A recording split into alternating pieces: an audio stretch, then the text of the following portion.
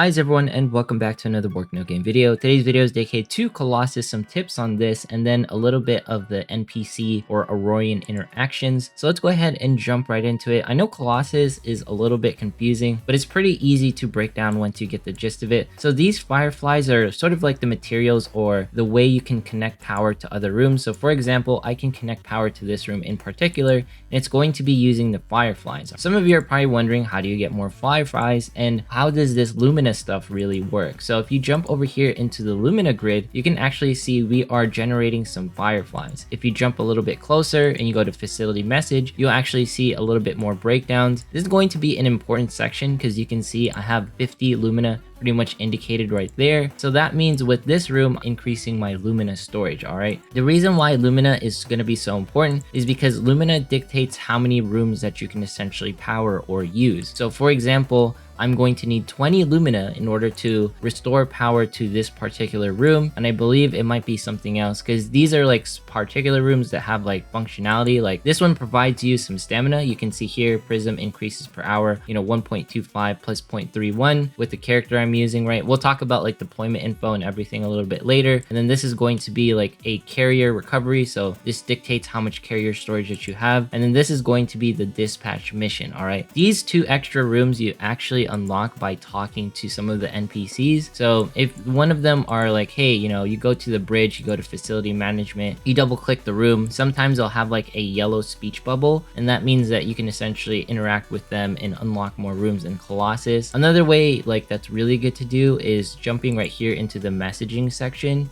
and just sending them like text saying like, I don't know what to say, let's talk to Zoya as well, and then let's talk to Sinsa as well. You kind of just like message them around and you give them replies, and as you are talking to them, essentially they'll have like little missions or mood or little events that will appear within the game. So let's go ahead and click okay, then I'll take responsibility for that one. It's kind of interesting to see like how this game sort of works in some ways, because at the end of the day, it's just like all about like having fun and interacting with everyone. So you can see here, Zoya wants to meet us at the Lumina grid, so we're gonna go to the Colossus right here, and then we're gonna have a little bit of an interaction to possibly unlock a room or to possibly gift her something. So we can click her right here. You see how like she has like the little exclamation point. So why are you so late? You sprained your ankle? I'm not that late. We just started. So we can view the story later. We're just going to go ahead and click skip for the sake of it. And then now we increased our mood and everything. And you can also see that in like the backlog of stories. We also got a new gifted item. And as you can see here, I believe this is going to be a new room. So the fireflies are doing their thing, but just note this doesn't actually consume fireflies because this is an event-based sort of room. So cool. We actually have a bar now. We fixed it up within the Colossus. So now that we've jumped back, you now have a bar thanks to talking to Zoya. So it's one of those things that you just got to pay attention to. Make sure to text everyone in that SMS sort of thing with your Aurorians. So if you look to the right, there is like the Lumina grids, and they have like these green arrows pointing up and these orange arrows. If you're wondering how that works, you pretty much just jump right here into facility management. You can see the upgrade is pretty much,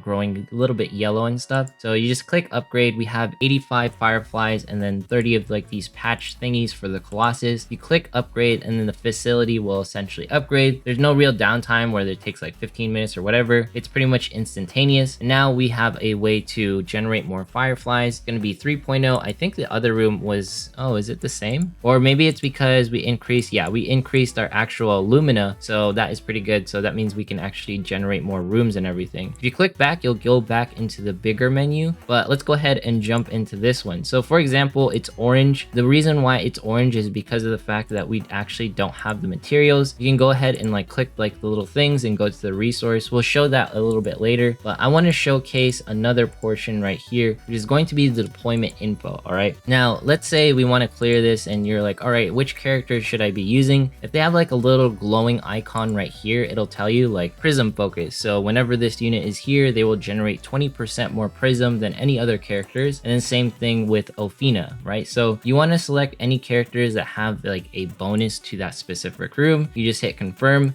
and everyone pretty much tells you like what their bonuses are. I haven't seen any differences between like a 6-star character and a 4-star character. So for example, let's jump into this character like Angel. It's a plus 20% power or plus 20% per hour for prism focus. Tessa, who's a 4-star, you know, it's still plus 20% per hour. So I haven't seen any real differences between like, you know, startup characters on the actual rooms, but that's how you want to be looking at deployment info. Like I have Sharona over here because, you know, we just want to showcase Sharona really quick because you can see it's plus 5% per hour. And if you go to White Dwarf, who's a 3-star character, it's still plus 5% per hour. So let me know if you guys like learn anything different on that end. Go ahead and jump right here into the dispatch section. This might be like the most difficult one to say. You just do tap to dispatch, and this is a way to essentially get like extra resources. So we can get Loom Amber from this and get like some EXP for like the red duties and then some Ascension materials and Nitium. It's up to you which one you want to prioritize, but personally I'll, you know, do the 5-star quest because they take a little bit longer and I can walk away. And then like these are like the 4-star quests, right? You can still get like a certain amount of Loom Amber.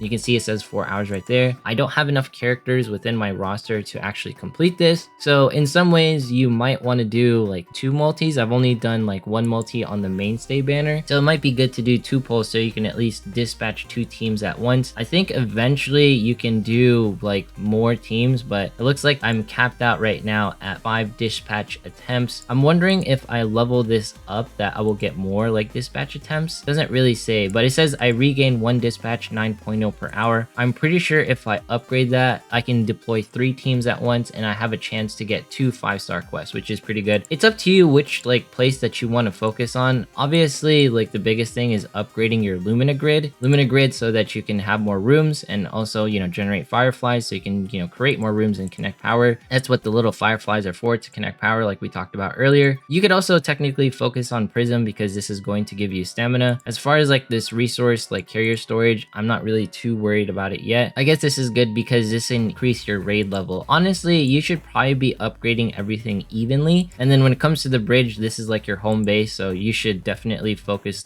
on this like the most because this will increase like overall mood. And this will be like the biggest upgrade to your overall ship. And we haven't talked about mood really quick. The reason why mood is so important, you can see we're at normal mood. It's because like you can get extra gifts from characters. Sometimes gifts will actually be like in the forms of Loom Amber. So it's going to be really important to increase the mood so that eventually everyone's happy. And I pretty much place some furniture. If you're wondering how to place furniture, it'll show you in the game. You'll get like this little decor like sort of thing going on, and then you'll have some furniture to essentially place. So let's see, can we place this? We don't have efficient face. Let's see if we can place this here. So yeah, and then if you want to move it, it's not the greatest on PC, but you can totally do it on your phone. The furniture placement is pretty nice right there. So just to circle back with everything is connected to the bridge. So the higher your bridge level, the more rooms that you can get. You're going to need Lumina in order to have more space to open more rooms, right? So, you know, you need the Lumina right here. You need fireflies to create the rooms or pretty much connect the power. You get fireflies from the Lumina grids right here, and this is also going to increase your Luminas, and this is also going to increase your Lumina storage, which is right here. This is going to be the place to essentially generate more stamina within the game passively. This is going to be a way to increase your raids. This is a way to do idle missions while you're offline. The rest of these are essentially vanity and to increase mood for the overall characters. You want mood so that you can essentially get more Loom Amber, more gifts, and your characters can be happier, which will also provide you stats and secret stories. And then you can also deploy certain characters within rooms. Also make sure to check out if they have like the icon to improve like the room's actual capabilities. No difference between 4 stars or 3 stars or 6 stars. And then lastly, if we want to upgrade a room, just go to facility management, go to upgrade, and then if you don't have a particular item, just click go to, and then you can essentially go to the area that will be like, hey, you can drop this and get things and we can do an attempt. That is going to be showing you the entirety of like doing interactions between Colossus and doing like the SMS sort of thing. Please pay attention to these small details because it's going to help you with the long run of like making your character stronger, because affinity is important, and Colossus is going to be like sort of like your idle way of gathering resources and benefiting you overall in Alchemy Stars. But anyways, if you made it this far in today's video, consider subscribing, dropping a like, leaving a comment, follow me on Twitch, follow me on Twitter. Once we hit 25,000 subs, we're doing a giveaway. Let me know if you have more tips for the Colossus. Thanks so much for watching and have yourself a fantastic day.